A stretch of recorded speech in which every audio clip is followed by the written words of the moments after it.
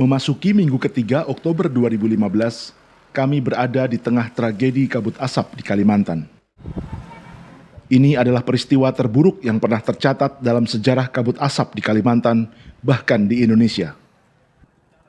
Thailand yang berjarak ribuan kilometer dari Indonesia juga terkena dampak dan mencatat sejarah polusi udara terburuk di negeri itu.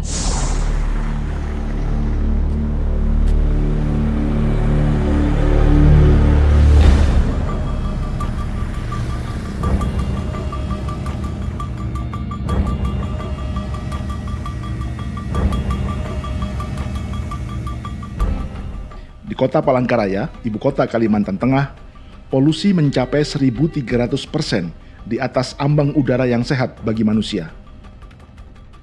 Kami publikasikan ini semua melalui media sosial dan tak menunggu selesainya sebuah film dokumenter yang belakangan kami beri judul Asimetris.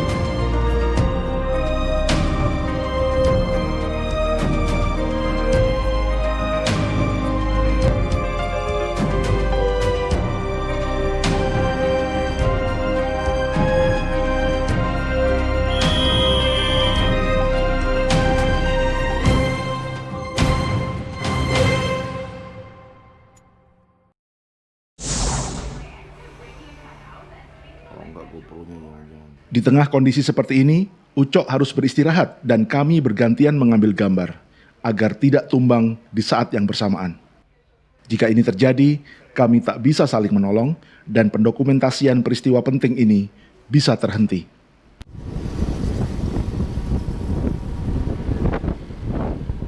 Saya lalu menuju Kabupaten Pulang Pisau, sekitar 1,5 jam perjalanan dari kota Palangkaraya. Tujuannya melihat salah satu penyebab tragedi lingkungan dan kemanusiaan ini.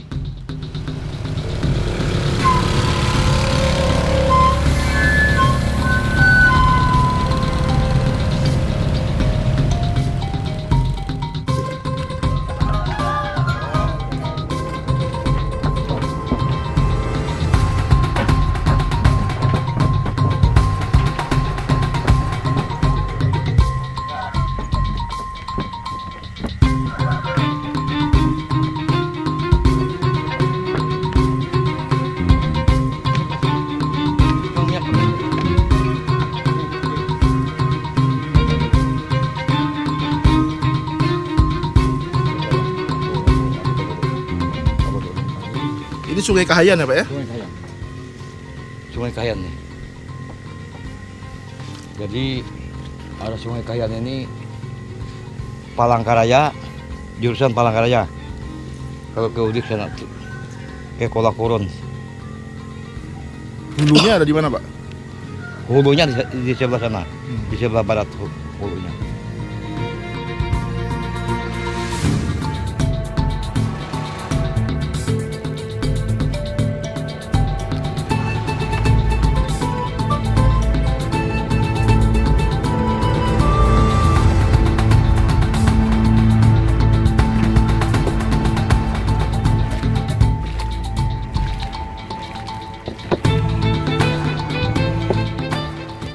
Barangkali Anda sudah kenal sosok ini di film Asimetris.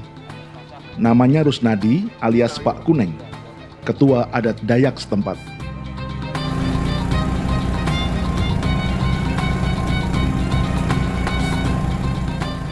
Cucunya, Supras Diantara, saat itu kelas 1 SMP. Sebagai warga Dayak yang telah 70 tahun hidup di tepi Sungai Kahayan, Kalimantan Tengah, Kuneng akan membawa kami melihat bekas rencana proyek sawah di lahan gambut seluas 1 juta hektar di masa Presiden Soeharto.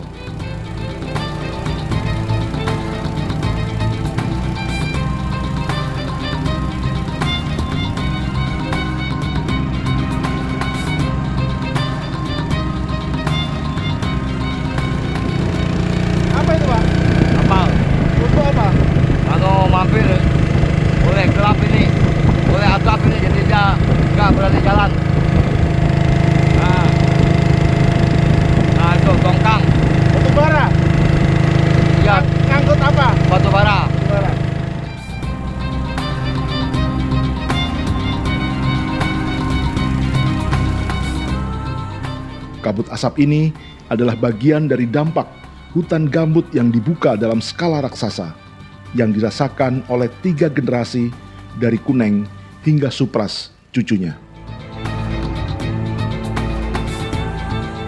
Siluet pepohonan di tepi sungai yang dibalut kabut tebal ini menciptakan ilusi seolah kami sedang berada di tengah rimba belantara. Faktanya, inilah bekas lokasi proyek lahan gambut 1 juta hektar jika dilihat dari udara.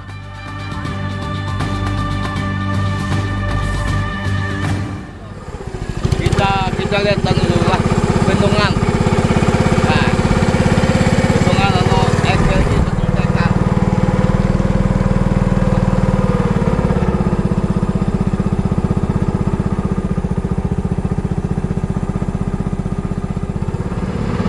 Nah ini FLG dulu. FLG yang kuanggap gagal gitulah. Nah ini muaranya. Nah itu di muka itu bendungan yang dibikin. Nah.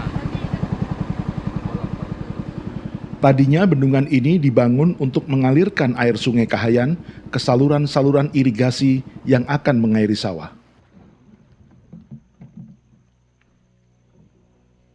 Ini bendungan untuk proyek gambut 1 juta hektar dulu Pak ya? Iya betul. Tahun berapa dibangun ini Pak? Tahun 1996.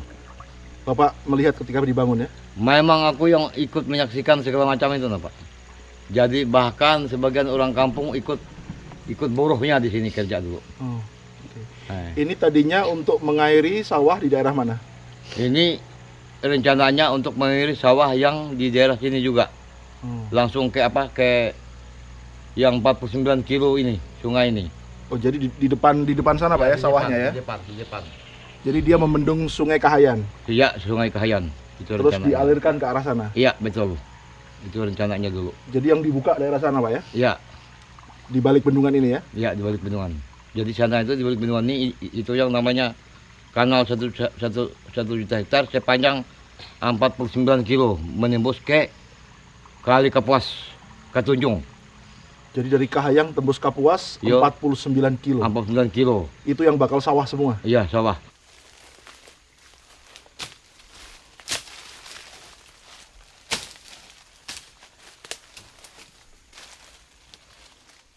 Kami pun naik untuk melihat ada apa di balik bendungan ini.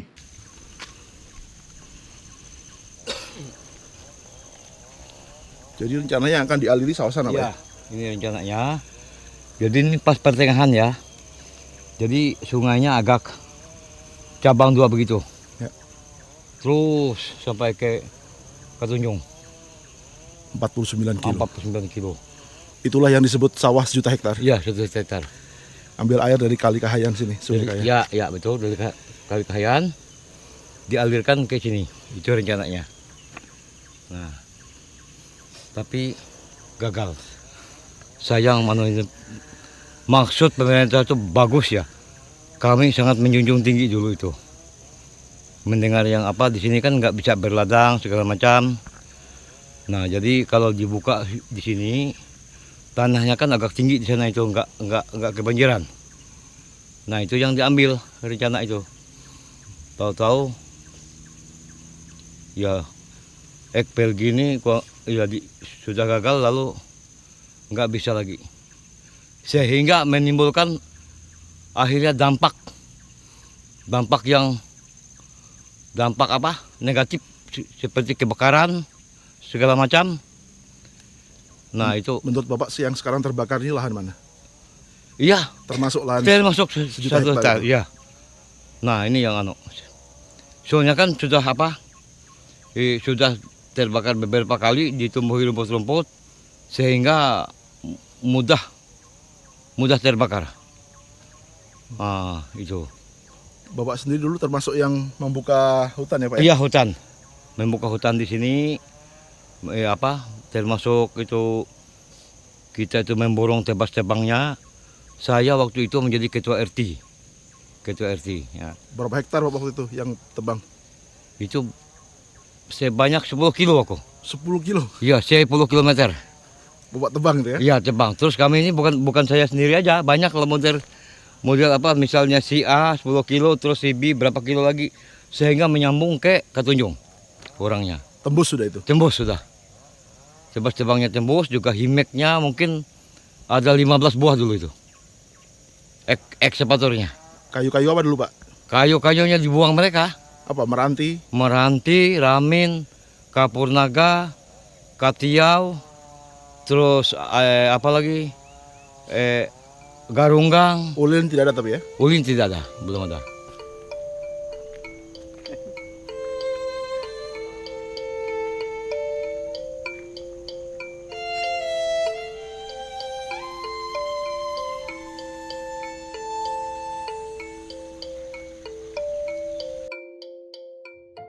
Proyek lahan gambut atau PLG 1 juta hektar adalah bagian dari obsesi pemerintah Orde Baru Soeharto untuk mencetak sawah dengan konsep food estate atau lumbung pangan secara terpusat. Idenya terdengar baik, tapi sesungguhnya proyek ini bukan menciptakan swasembada pangan, tapi swasembada beras.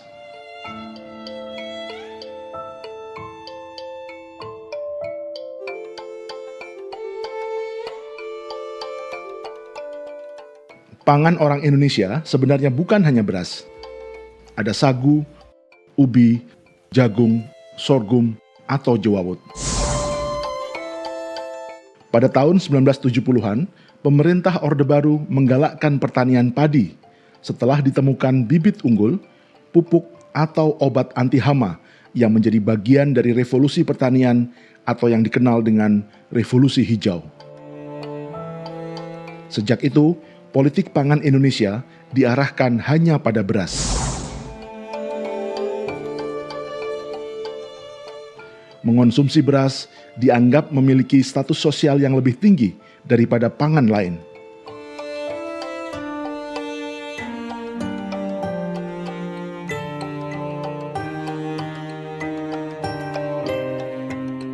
Padahal tak semua daerah cocok untuk membuka sawah. Atau kalaupun cocok, masyarakatnya belum tentu punya budaya bersawah.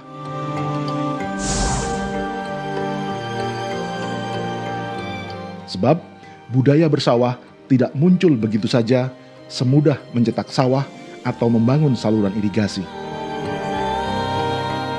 Di luar Jawa, sawah atau lahan pertanian banyak dicetak oleh para transmigran dari Jawa dan Bali. Dengan bertambahnya penduduk, menyeragamkan pangan dalam bentuk beras justru menjadi bumerang bagi pemerintah Orde Baru sendiri. Hingga akhirnya terpaksa mencetak sawah 1 juta hektar di lahan gambut lewat keputusan Presiden Soeharto tahun 1995.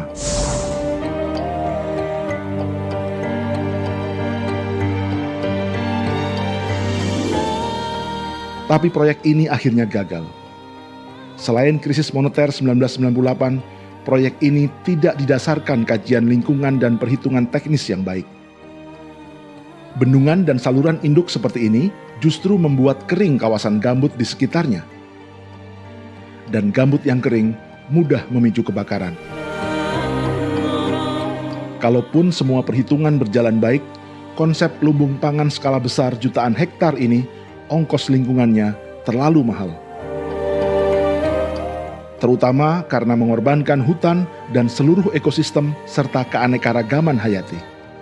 Itu belum termasuk kebudayaan dan sistem sosial masyarakat di sekitarnya.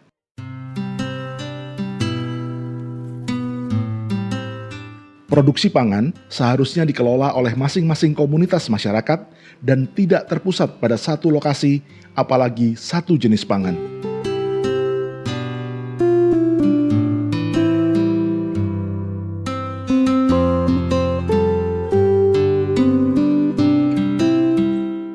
Karena dikonsumsi sehari-hari, produksi pangan seharusnya dekat dengan konsumennya, tanpa memerlukan angkutan. Produksi pangan sejenis dan terpusat justru meningkatkan risiko rawan pangan. Baik akibat gagal panen serentak, masalah politik dan keamanan, hingga cuaca buruk yang membuat pengangkutan pangan menjadi terganggu.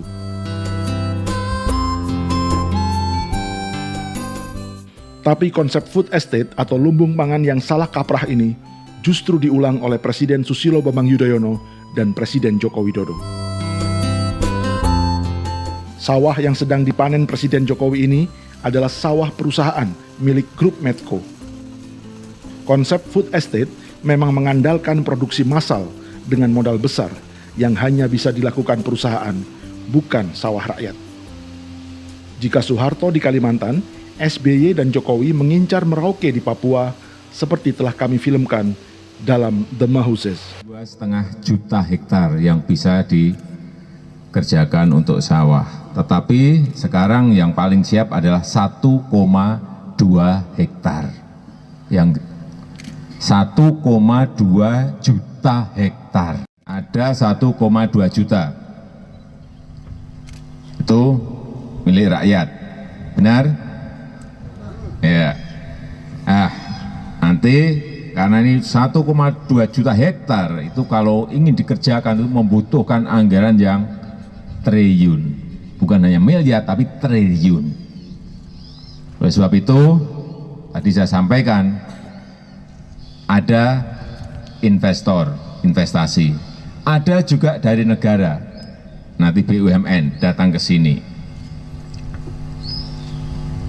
Membawa uang, traktor, benih, pupuk, semuanya ada bagian dari investor dan BUMN. Seperti halnya Soeharto, proyek ini gagal. 5 tahun setelah ekspedisi ini dan film The Mahuzes, tidak ada lagi kabar tentang proyek sawah 1 juta hektar Presiden Jokowi. Presiden Joko Widodo sendiri tidak pernah kembali lagi ke Merauke untuk melakukan panen perdana di sawah 1 juta hektarnya. Sawah ini bukan dari era SBY atau Jokowi, melainkan dicetak pemerintah Belanda pada tahun 1950-an lewat proyek Padi Kombe. Butuh 60 tahun untuk mencetak sawah sekitar 40.000 hektar di Merauke. Salah satu faktornya karena orang Papua tidak memiliki budaya menanam padi. Para petani di sawah ini adalah transmigran dari Jawa. Apa anune digendong? Iya, parite lo digendong. Tapi sepertinya presiden demi presiden tak ada yang mau belajar. Meski telah gagal di Papua, pemerintahan Jokowi akan mengulang ide food estate ini di Kalimantan Tengah. Tahun ini, insya Allah akan kita selesaikan kurang lebih 30.000 hektar terlebih dahulu. Akan ditambah lagi 148.000 hektar.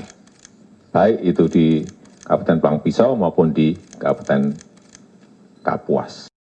Lantas milik siapakah sawah-sawah ini nantinya? Seperti halnya rencana di Merauke yang gagal, sawah ini pun akan dikelola BUMN atau menggandeng investasi perusahaan. Yang nantinya kurang lebih akan dikelola oleh sebuah badan. Dan badan ini nanti SPV-nya bisa bekerja sama baik dengan pola investasi, baik nanti dikerjakan BUMN atau dengan skema yang lainnya. Maka sekali lagi, ini semua tidak ada kaitannya dengan pertanian rakyat. Mereka yang akan bekerja di proyek food estate tampaknya hanya sebagai buruh tani. Bukan pemilik tanah, apalagi berdaulat atas hasil panennya. Bagi Kuneng, konsep sawah 1 juta hektar di masa Soeharto bahkan dianggap lebih baik dari sisi kepemilikan. Nah dulu begitu dibuka, apakah tanah sawahnya rencananya untuk dibagikan ke transmigran? Iya betul, untuk dibagikan ke transmigran. Yang pertama kan orang setempat. Nah itu kami suka dulu tuh. Jadi kami mau mengusulkan segala ganti rugi itu, ya misalnya bilang pemerintah itu nggak ada, ya kami diam aja, biarlah karet kami hilang, biarlah tanaman kami hilang. Yang penting ini jadi untuk anak cucu kami. Itu. Artinya orang Dayak bersawah. Iya bersawah. Gitu. Padahal belum punya pengalaman bersawah sebelumnya. Belum ada punya pengalaman sama sekali. Tapi terpaksa. Ya terpaksa. Nah, setelah karet tidak ada, sawah pun tidak jadi, apa yang dilakukan? Waduh, ini jadinya sawah tidak ada, karet hilang, Rotan hilang. rotan hilang, terbakar menjadi pas kami hampir kelaparan Pak di sini, terus terang aja. Lapangan pekerjaan sudah nggak ada lagi, rotan apa yang kita kerjakan sudah nggak ada lagi, karet sudah ditebang semua, terus apa lagi? Hanya ikan aja yang bisa bertahan, kerja ikan. Ikan itu kan musiman, ikan itu ada bulannya dan ada tahunnya yang bisa kerjakan, bukan hari-hari Tidak tiap setiap saat. hari itu, iya. Nah itu jadi, Itu cerita awal-awal tahun 2000 mungkin Pak ya? iya 2000. Kondisi terburuk di kampung Iya, musik terburuk. Sekarang juga terburuk. Tambah parah sekarang itu. Nah itu, ini. Jadi belum pulih ini ekonomi masyarakat? belum pulih. Sejak hutan ini dibuka? Iya, belum pulih. Sejak hutan ini dibuka, belum pulih. Mengapa Bapak katakan tambah parah? Apa? Mengapa Bapak bilang tambah parah? Kenapa tambah parah? Ini tambah parah nih gini. Pertama, terbakar. Kayu yang kami hasilkan itu, kiri kanan kanal ini sudah tidak ada lagi. Melebar terbakar semua, sampai ke Kapuas. Yang 49 kilo itu sekitar 10% aja yang tidak terbakar. Boleh kita lihat pakai naik kotor ke sana, kalau air banjir ini kan bisa aja naik. Ya. Naik kotor sampai. Nah itu. Terus lapangan kerja sudah nggak ada lagi. Seperti kerja rotan segala macam, gara-gara terbakar meluap gitu sampai ke, bukan hanya di kanal ini aja, kiri kanan ini berkilo-kilo. Sehingga membuat masyarakat itu menjadi pusing mencari pekerjaan, susah mencari pekerjaan untuk menghidupkan anak cucunya, apalagi untuk menyekolahkan segala macam itu. Jadi sekarang ekonomi Bapak apa? Ekonomi sangat minim sekarang ini, sangat apa? Pendapatan Bapak sekarang dari mana? Kalau saya ini ya ada gaji sedikit dari mantir itu yang bisa membantu saya. Mantir itu ketua adat. Ya ketua adat, gaji itu ada apa namanya, bukan insentif, bukan gaji. Ya. Itu yang bisa bantu saya sambil apa namanya itu, sambil cari-cari pekerjaan lain, mancing, itu cari ikan gitulah. Padahal sebelum lahan ini dibuka Bapak apa? Enak saya. Semua yang disampaikan Kuneng sepanjang 3 menit tadi menggambarkan mahalnya ongkos sebuah food estate.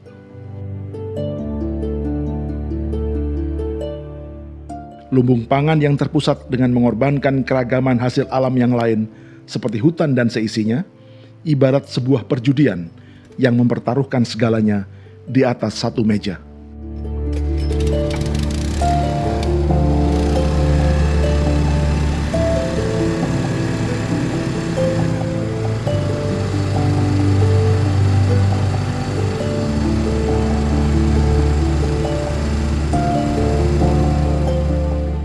Kami lalu masuk lebih dalam ke lokasi yang rencananya akan dicetak menjadi sawah.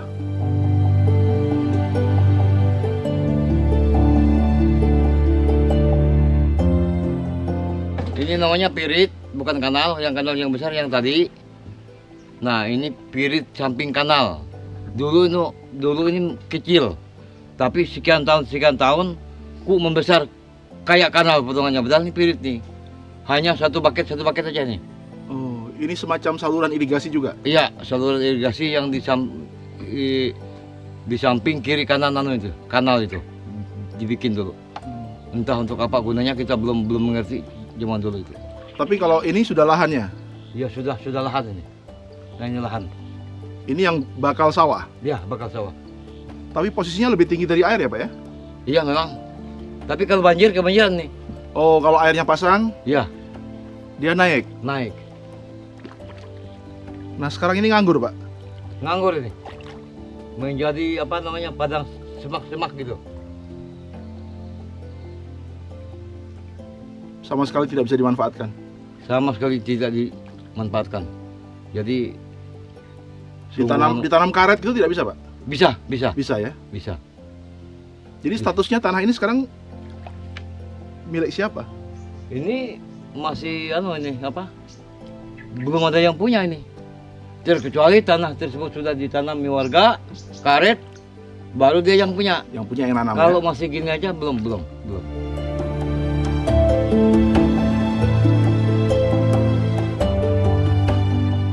Gambut-gambut yang telah mengering inilah yang mudah terbakar saat kemarau atau dipicu kebakaran.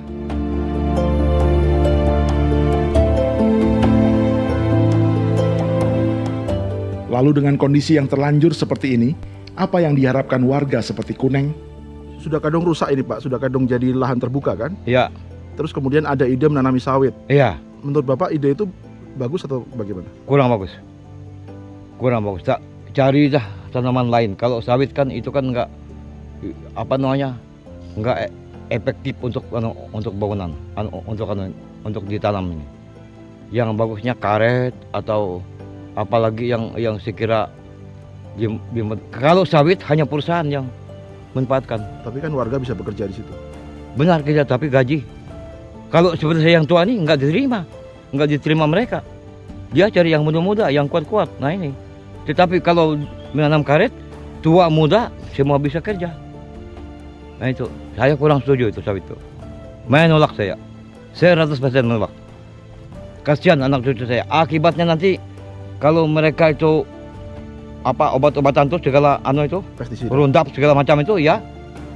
Itu tanahnya aja sudah menguning, kita lihat itu di pohon sawit itu. Terus turun ke parit yang mereka bikin kiri kanan tanaman itu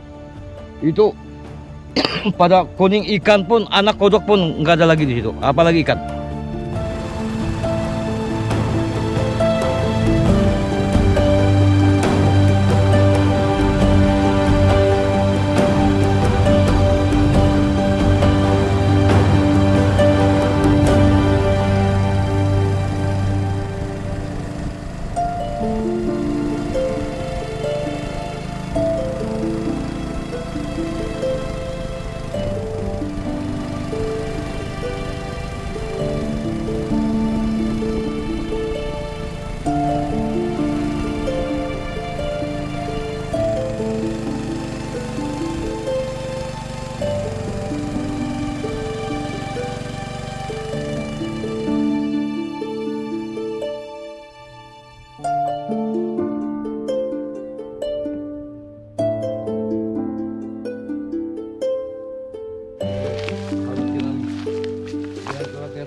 Kenapa singkong nggak bisa hidup Pak di sini? Disiram pakai air, bisa hidup, bisa. Tapi harus ada air.